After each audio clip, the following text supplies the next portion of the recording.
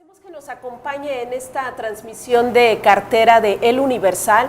Nuevamente estamos como otro jueves con ustedes para hablar de un tema de economía, negocios o finanzas. En esta ocasión tenemos con nosotros al presidente de la Coparmex, la Confederación Patronal de la República Mexicana, Gustavo de Hoyos, con quien vamos a hablar de los retos 2020. Gustavo, muchas gracias por estar aquí. Olivet, gracias por la invitación. Saludos a toda la audiencia. Gustavo, llegamos ya al 2020, ya pasó el primer año de gobierno del presidente López Obrador y creo que algo de lo que dijiste tú cuando llegó es que ibas a ser muy crítico de lo que haga el gobierno, pero que también ibas a tener momentos para aplaudirle las cosas buenas que hiciera. ¿Qué tanta confrontación has sentido tú en este primer año de gobierno? Ha habido más temas en los cuales tengamos que señalar errores, desaciertos, políticas erráticas, que temas que acompañar y reconocer. Ojalá que ahora a partir de este segundo año, con el aprendizaje que han tenido el gobierno como un todo y los funcionarios, encontremos muchos más motivos de coincidencia.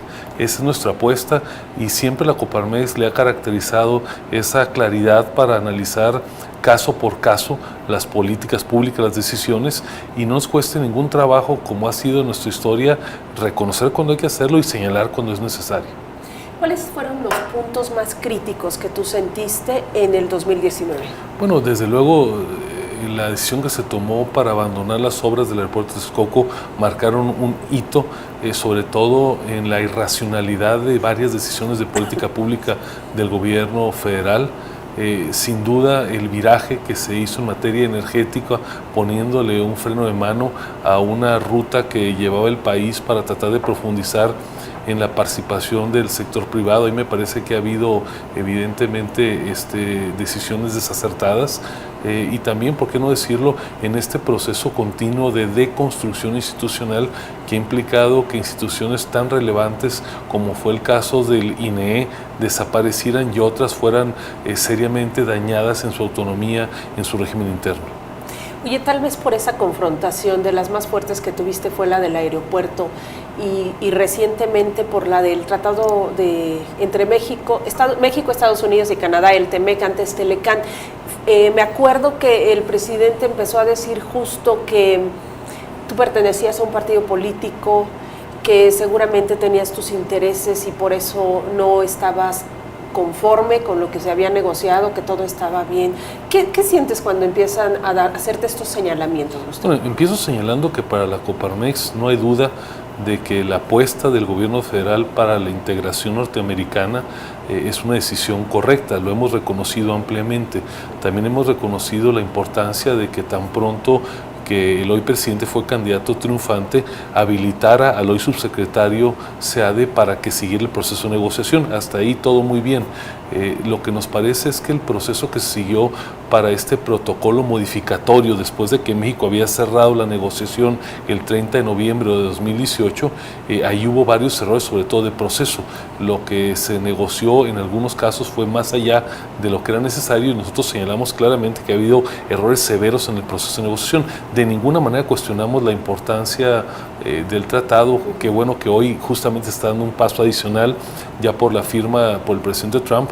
Desde luego que hoy es derecho, digamos, ya vigente en México una vez que ha sido ratificado por el Senado de la República. Sin embargo, eso no deja que señalemos que hubo errores, insisto, en el proceso de negociación. Ahora, que al presidente le moleste que haya señalamientos, pues es parte de su estilo personal de gobernar. Es una mentira, digamos, clara el hecho de que se atribuya una postura Coparmex a una posición partidaria.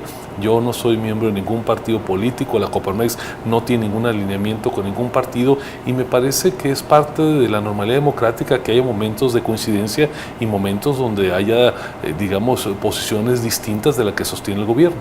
Cuando dices errores que hubo en este protocolo de modernización del tratado con México, Estados Unidos y Canadá, ¿a qué te refieres? ¿A estos paneles laborales que se crearon en donde pueden sentar en el banco de los acusados a México porque no haya libertad sindical, porque no haya voto directo? ¿O a qué te refieres? A ver, el inicio del proceso de negociación en 2017 tuvo como nodo las reglas de origen, particularmente en el sector automotriz, y tuvo también como nodo secundario la negociación laboral. México negoció por más de 12 meses en el sexenio anterior y se logró un acuerdo, me parece, balanceado en las circunstancias. El acuerdo es un todo donde das en algunas partes y cedes en otras partes. Para nosotros el acuerdo que se había cerrado el 30 de noviembre era bueno, suficiente para los tres países, podría haberse mantenido, no hay duda, sin hacer concesiones adicionales. Y bueno, lo que se pactó en este protocolo modificatorio, que hay que decirlo, una vez que ya estaba cerrada la negociación con Estados Unidos, son concesiones adicionales que hizo México en materia laboral, como los casos que tú acabas de mencionar, y que en el mediano plazo tendremos que enfrentar los retos de ello, y también concesiones en materia de reglas de origen que van a afectar la competitividad del sector automotriz.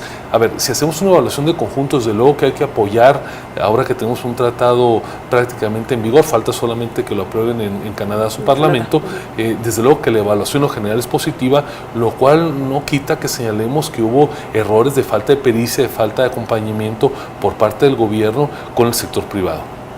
Oye, en la cuestión de los paneles, ¿no tienen ustedes miedo que de pronto alguna empresa, solo por revancha, porque les estorba la competencia, empiecen a levantarles a ustedes quejas e inicien muchos conflictos laborales o hasta medioambientales, que ahora se puede, solo por el simple hecho de frenar la competencia mexicana?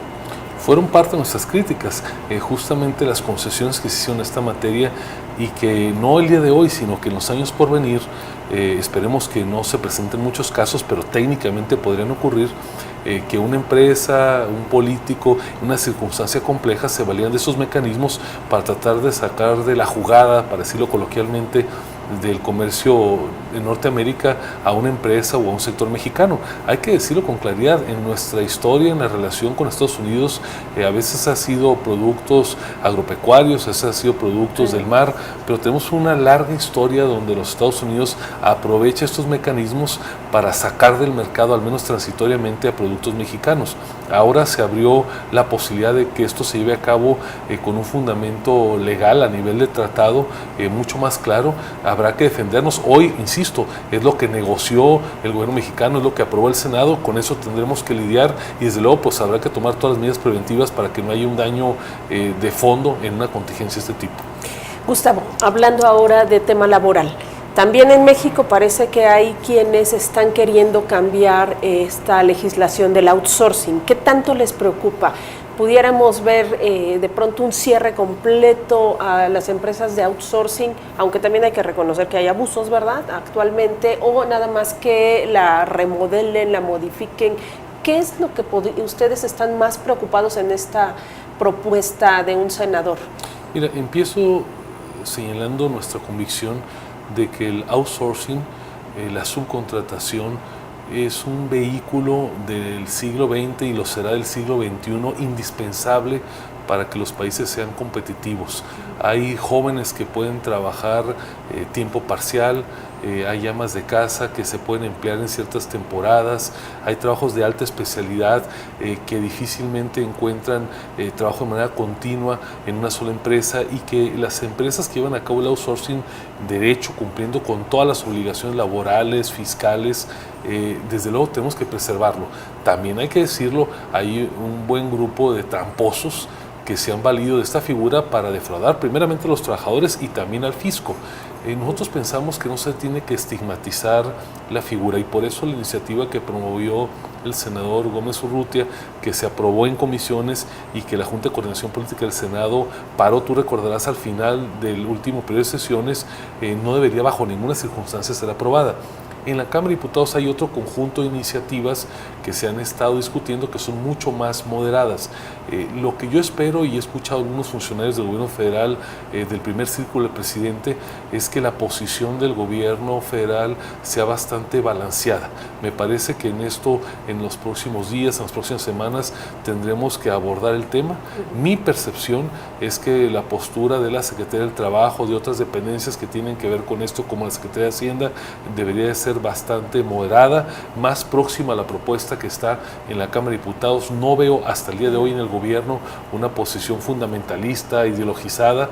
Creo que han entendido, o eso parecería al menos de las pláticas que se han tenido, la importancia de no cerrar esta vía de contratación, y esto sí, ir con todas las fuerzas del Estado sin vacilaciones contra las personas, las empresas que están defraudando trabajadores, privándoles de sus prestaciones legales, ¿no?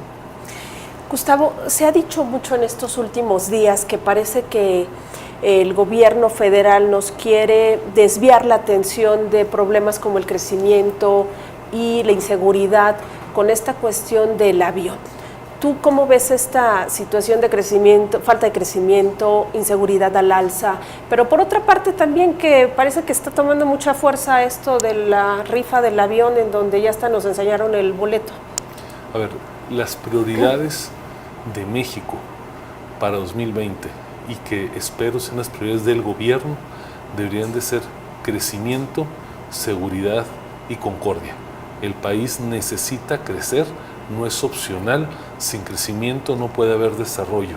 El país necesita estar en paz, porque no podemos seguir manteniendo un crecimiento en los delitos de alto impacto. 2019 fue el año más violento de toda nuestra historia y no se vale que los gobiernos en plural, entre ellos el gobierno federal, sigan culpando al pasado. El gobierno no es culpable de la circunstancia, pero es responsable de atajar el problema, y sobre todo, y en este tema me parece bien relevante, tiene que generarse concordia para que todos los actores, entre ellos el sector privado, podamos concurrir junto con otros sectores de la sociedad y el gobierno para hacer que al país le vaya bien. Entonces, eso me parece que deberían de ser las causas esenciales que nos ocuparan cotidianamente. El tema del avión es una vacilada, me parece que ya parece una broma de mal gusto. Nosotros en Coparmex hemos hecho un recuento ya de 5 ocasiones en las cuales el presidente ha recurrido al tema del avión, lo mismo para hablar de temas del agua en Hidalgo, que temas de medicamentos cuando ha habido crisis de ese tipo. Así es que parecería que es un argumento mediático bastante agotado. Creo que le está restando seriedad y credibilidad al presidente recurrir a esto, porque tirios y troyanos, quienes lo apoyan y quienes tienen dudas de su proceder, pues parecería que no es una propuesta digna de un jefe de Estado serio. Tú no vas a comprar boleto. Si es que se llega a hacer la rifa. Yo estoy seguro que la rifa no se va a dar a cabo, y desde luego no participaría en una rifa que me parece a todas luces una broma de mal gusto. Gustavo, finalmente, ¿qué es lo que tú le pedirías al presidente que considere en este 2020 para que México logre tener un crecimiento económico y abatir la inseguridad? Nosotros le reconocemos al presidente su convicción de buscar en el país que se abatan problemas ancestrales como el de la pobreza, como el de la desigualdad.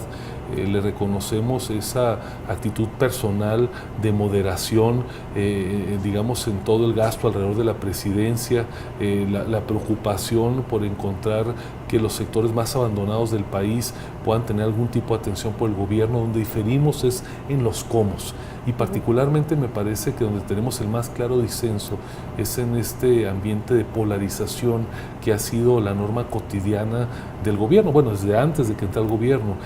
Ya un jefe de gobierno que está sentado en el sillón presidencial, aunque no en el avión presidencial, tiene que actuar después de un año como jefe de Estado.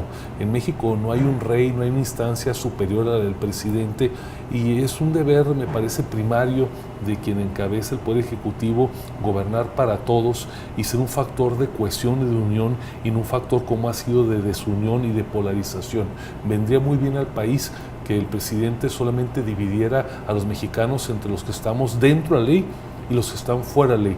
Todas otras divisiones, que habla de ricos y pobres, que habla de fifís, que habla de conservadores, son calificativos que le abonan a la desunión. Creo que esa debería ser hoy por hoy la principal aportación del presidente para lograr la cohesión de México. Ok, bueno, pues Gustavo, muchísimas gracias por haber estado con nosotros. A ustedes también les agradecemos que nos haya acompañado en esta transmisión. Lo invitamos, por supuesto, a que siga con nosotros en las diversas plataformas de El Universal, y lo esperamos también el próximo jueves para nuestra transmisión. Muchas gracias.